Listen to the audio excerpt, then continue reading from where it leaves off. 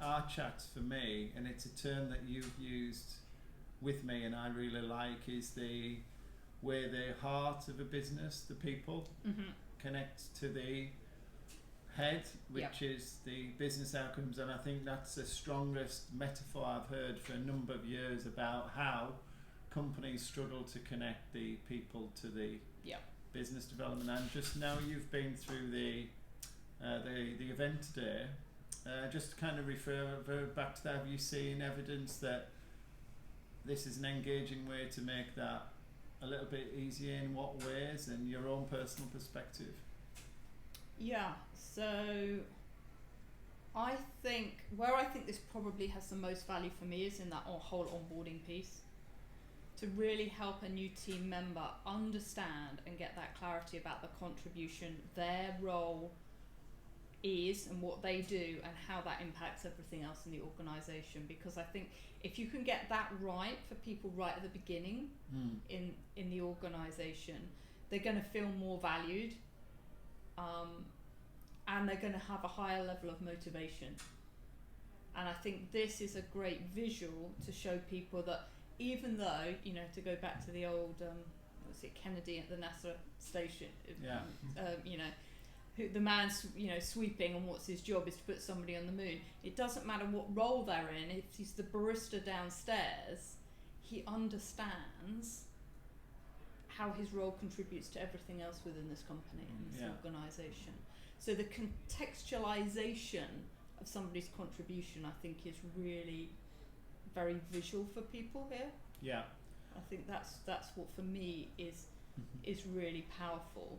And to pick up a point you made earlier, which I thought was useful when we were talking about measures, because engagement is such a powerful lever in an organisation, it doesn't necessarily have to be increased by 10, 20, 30% to make a difference.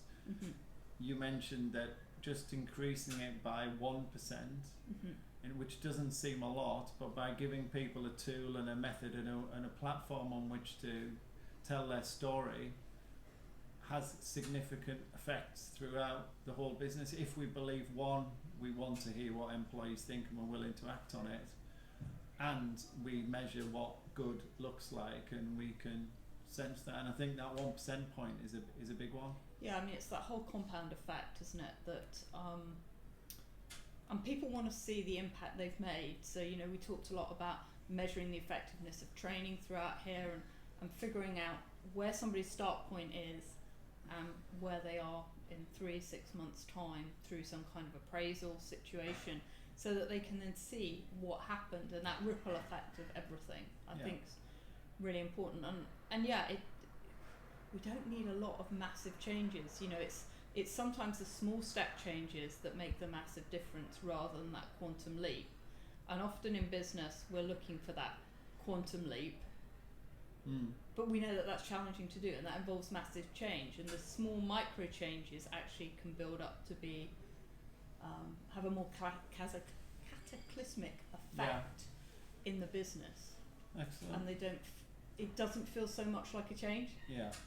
So it's a more subliminal thing that's going on for people. And it seemed like a reasonable framework that everyone today, my observation, everyone's engaged and felt able to interact and work with. I think where you need to be careful is some people coming into a business, if we're using this as an onboarding tool, might not understand the complexities of a business, and a brand new Gen Z into the workplace, they might need some more education around, because I don't think necessarily, and I'd be happy to be disproved, a graduate coming in is not going to think, oh well, my role has this impact on marketing and my role has this impact on sales and stuff.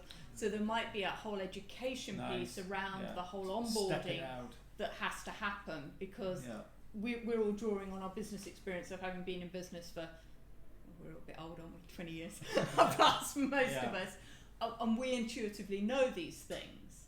But for a new employee to the workplace, this would be a great way of giving them that overview of what it does. You know what I mean? What it does.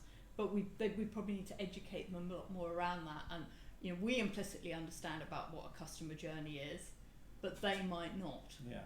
And I loved what Chris was saying. I see your second product here, is big picture, almost like operations, but I think you have a big picture training where these boxes are different for you know what I mean? For a training thing. Nice. Lovely. Where that centre one where we've got the customer journey is the employee journey, and then what are those boxes around that? That would actually be kind of interesting. Yeah. Sorry, excellent. I like to do things like That's that. That's fantastic. We're done. Thank you.